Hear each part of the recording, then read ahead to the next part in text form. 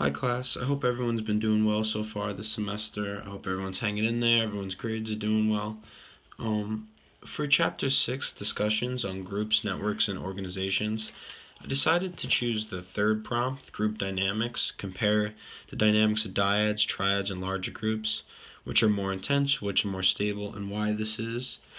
First, I just want to go over the three terms in case anyone maybe read it a little while ago and doesn't remember exactly, but they're pretty simple terms. So, dyad is a relationship that consists of two people, triad consists of three people, you add another person, and a larger group is obviously a larger group, not a small group, you could say.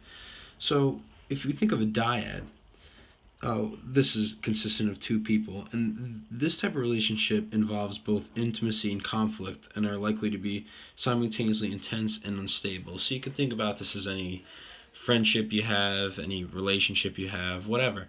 It's going to be more on a personal level, and you're going to be a little bit closer and intimate with each other, and so more conflict can arise.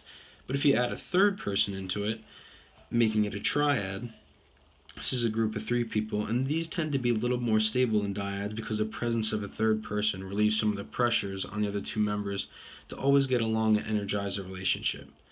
And the third person can withdraw attention from the relationship without necessarily threatening it.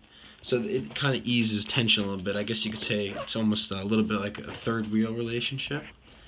And then, so as a result, it's going to be a little bit more stable than a dyad relationship. Then going on to larger groups, as these groups grow in size, their intensity decreases as it becomes a little less like personable.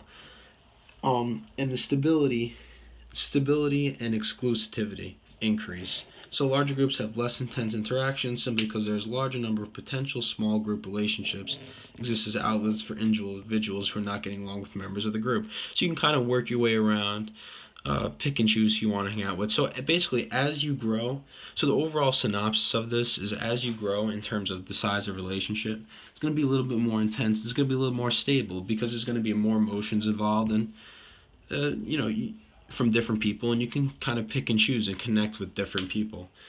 So that's pretty much why. As you grow, a little bit more tensions relieved. As there's more people in the group, you can kind of pick and choose who you want to get along with.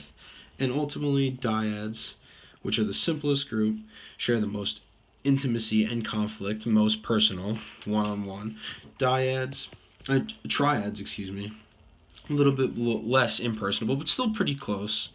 They're a little bit more stable, a little less intimate, and then larger groups, most stable, least intense.